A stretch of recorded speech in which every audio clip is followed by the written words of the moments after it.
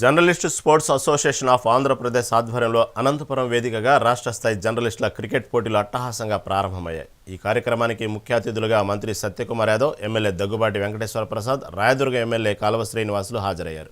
నిత్యం పని ఒత్తిడిలో ఉండే జర్నలిస్టులు ఇలాంటి క్రీడల్లో పాల్గొనడం వల్ల కొంత ఉపశమనం లభిస్తుందని వారు పేర్కొన్నారు. ముందుగా జర్నలిస్టు క్రికెట్ పోటీలను ఎమ్మెల్యే దగ్గుబాటి క్రీడా మైదానంలో బౌలింగ్ చేసి బ్యాటింగ్ ఆడి క్రీడాకారులను ఉత్సాహపరిచారు.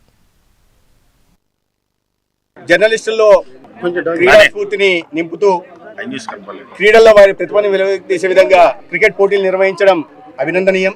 దాదాపు 16 జట్లు ఇవాళ రాష్ట్రంలోని అన్ని ఉమ్మడి జిల్లాల నుంచి ఈ క్రీడా పోటీల్లో పాల్గొంటున్నాయి. అనంతపురం వేదికగా వారందరికీ కూడా నేను శుభాకాంక్షలు తెలియజేస్తున్నా.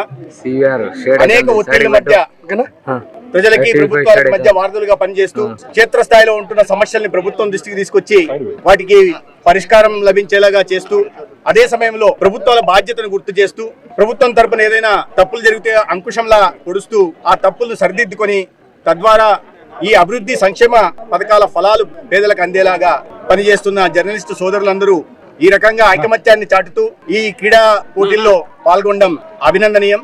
క్రీడలు కేవలం శారీరక దృఢత్వానికి మాత్రమే కాకుండా మానసిక ఉల్లాసానికి కూడా దోహదపడతాయి, ఒక ఐకమత్యానికి చిహ్నంగా నిలబడతాయి. ఇవాళ సమాజం అనేక రుగ్మతలతో బాధపడుతున్న వేళ క్రీడలు వాటికి పరిష్కార మార్గం చూపిస్తాయి.